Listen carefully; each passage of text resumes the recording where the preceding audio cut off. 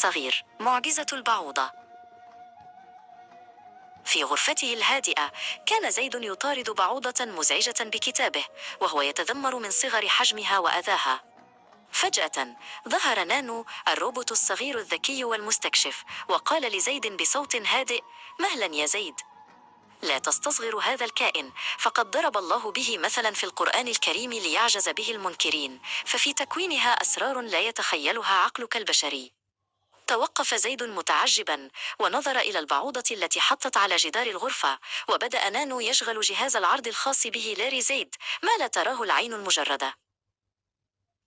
اقترب نانو من البعوضة وكبر صورتها عبر عدسته المجهرية وقال: انظر يا زيد، هذا الرأس الصغير يحمل 100 عين.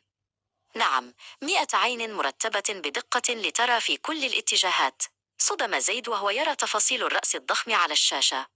وتابع نانو: وليس هذا فقط، بل تمتلك في فمها 48 سنا تساعدها في مهامها الدقيقة.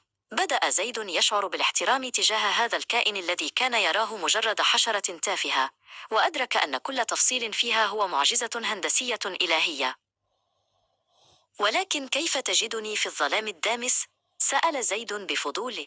أجابه نانو وهو يعرض مخططا داخليا للبعوضة: إنها تمتلك مستشعرات حرارية متطورة جدا، فهي لا تراك كما أراك أنا، بل ترى الأجسام من خلال حرارتها، تماما كأحدث كاميرات الأشعة تحت الحمراء. والأغرب من ذلك يا صديقي، إن هذا الجسم الضئيل يحتوي على 3 قلوب: قلب مركزي، وقلب لكل جناح، لضمان ضخ الدم بقوة أثناء طيرانها السريع. كان زيد يراقب البعوضة وهي تطير بخفة، مبهورا بهذه التقنيات الحيوية المذهلة. في نهاية الرحلة جلس زيد ونانو يتأملان عظمة الخالق. قال زيد: سبحان الله، لقد كنت أظنها مجرد مصدر للإزعاج، لكنها في الحقيقة آية من آيات الله تملأها الأسرار. ابتسم نانو وأغلق شاشته قائلا: العلم يا زيد يجعلنا نرى العالم بعيون مختلفة. وضع زيد كتابه جانبا بسلام، وقرر أن يبحث أكثر في معجزات الخلق التي تحيط بنا في كل مكان.